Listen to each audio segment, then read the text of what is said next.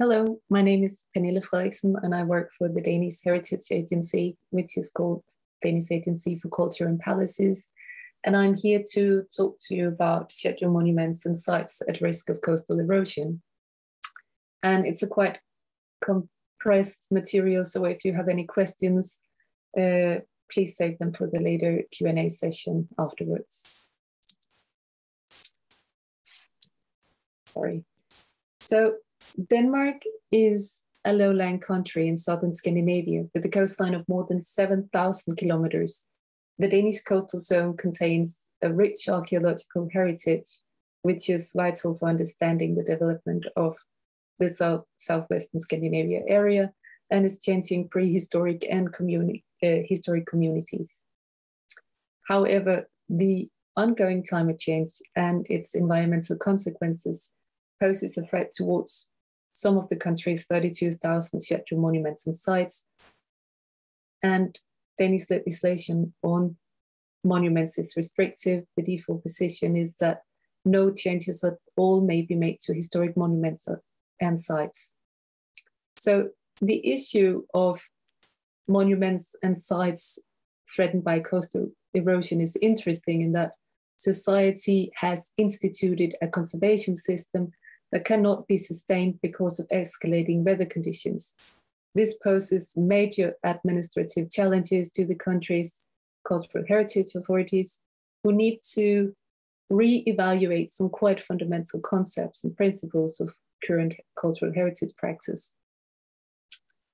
Above all, this also means that it needs to break with the long-standing management tradition that needs to be better adapted to tackle future challenges of cultural heritage in a world of global warming.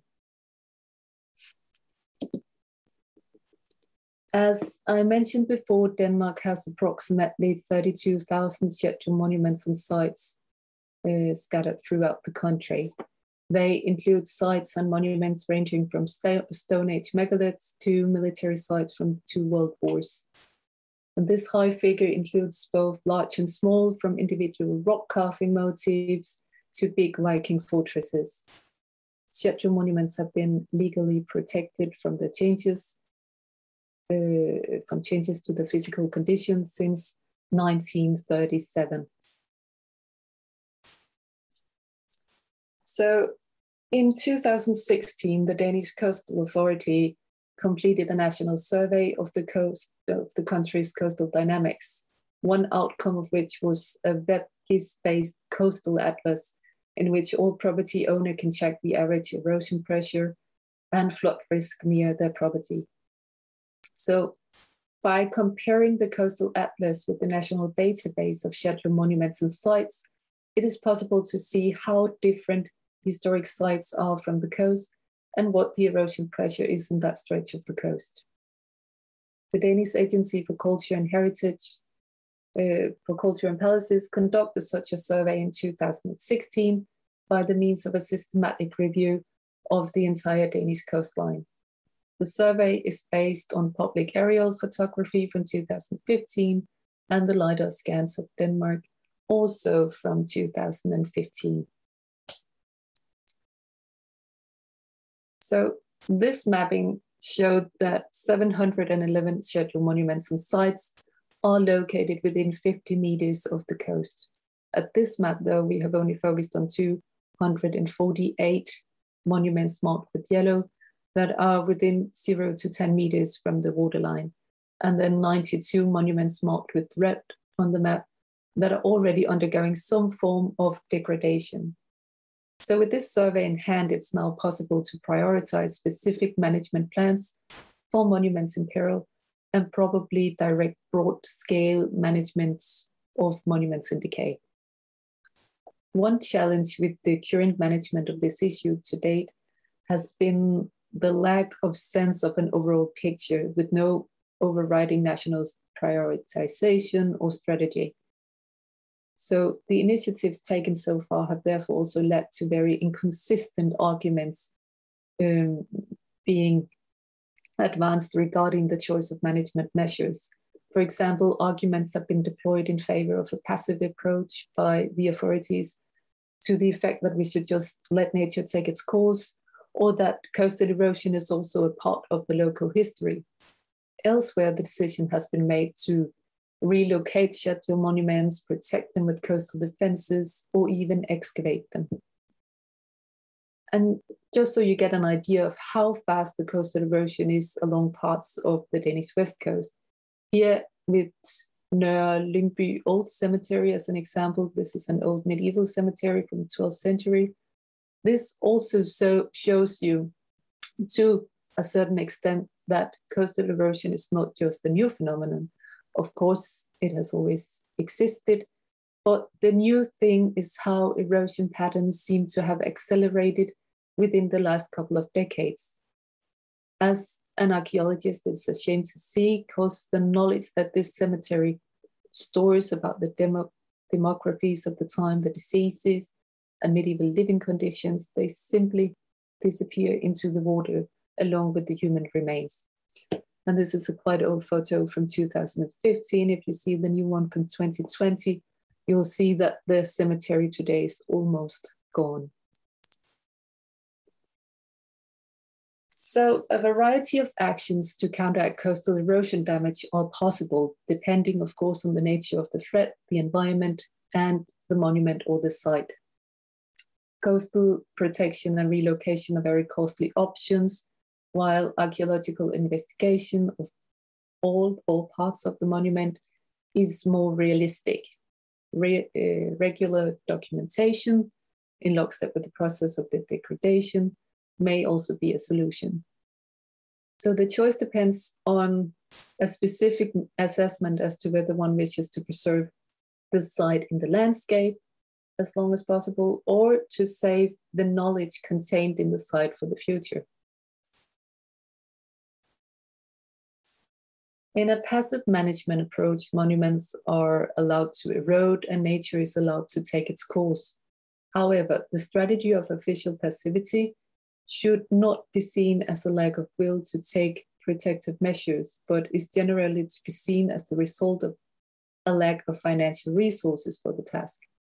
As such, this is not really a strategy. A passive official decision to let nature take its course can only work if the correct arguments are used. It therefore makes no sense to protect the monument with coastal defenses in one part of the country, while elsewhere arguing that coastal erosion is just another part of local history and nature should be allowed to take its course. There should be consistency in the decision-making, with each decision concretely underpinned by the nature of the threat and the type of the monument or site. So coastal protection is in Denmark installed in accordance with an overall regional strategy to try and alleviate the problem of simply moving erosion to other parts of the coast. Numerous cases of coastal protection alongside chateau monuments and sites show that coastal protection is rarely sufficient and that the maintenance costs of coastal defenses are too high in relation to the financial resources at the cultural heritage authorities' disposal. So coastal protection is therefore also a method that should be used to a limited extent and as far as possible alongside sites that that society has determined to be of highest value, for example, World Heritage Sites. So the choice of coastal protection method depends also, of course, on the local erosion conditions, often though it involves a very high cost and high maintenance installation that will require ongoing annual upkeep. Moreover, no coastal defense method will hold the threat of the erosion altogether. The relocation of monuments is a process fraught with many different theoretical and practical challenges. Relocation of monuments is generally not appropriate as a physical intervention contravenes the Museum Act, which, as the physical intervention contravenes with the Museum Act, which prohibits changes made to the condition of the monuments. So it is a difficult process and very costly in both equipment and labor. The positive side of relocating monuments, however, is that the object will still contribute to the local landscape interpretation, and archaeological investigation can be carried out during the move, possibly turning up new information about the site also. So overall, the cost of the actual relocation plus the monument's loss of authenticity and integrity count against relocation as a priority solution for scheduled monuments threatened by erosion. However, smaller, movable monuments such as memorial stones or milestones can certainly be relocated without any great difficulty. Archaeological investigations can take place on many levels according to the need and site type. If we take burial mounds as an example, there exists, whether arrived at by design or not, a state of preservation equilibrium in which moisture, oxygen content, salinity, acidity, mechanical pressure, biological activity, and other parameters have stabilized after many centuries.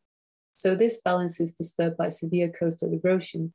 So the preservation conditions of both artifacts and structural traces can be expected to change. It should therefore be a minimum professional requirement to record profiles created by coastal erosion. In particular, it is necessary to check whether the encroachment has disturbed a burial, perhaps leaving a Bronze Age sword or something similar protruding from the profile. If so, excavations should be, if appropriate, of course, be extended and the finds should be recovered and conservated. It may also be professionally relevant to take and process scientific samples. Pollen deposits, for example, are known to degrade quickly as soon as the ecological parameters change.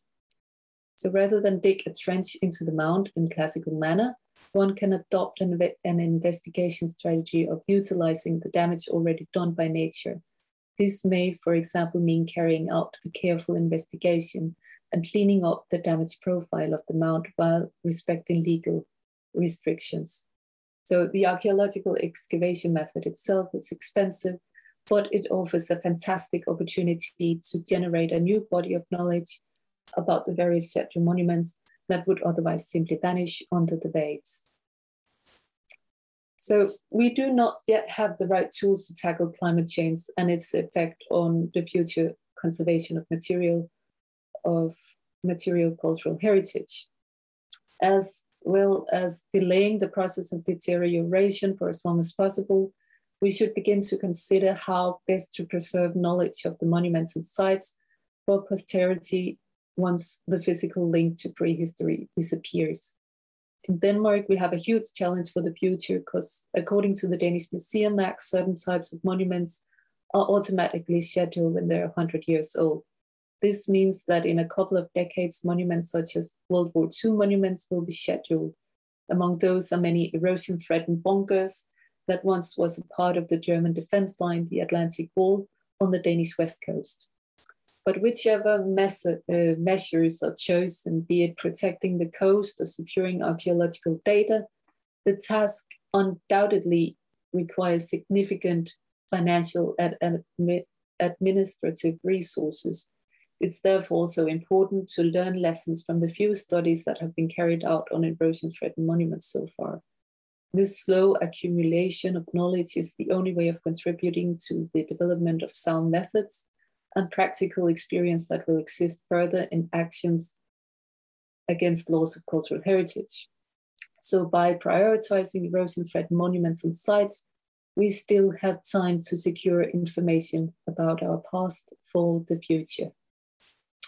And thank you for your attention.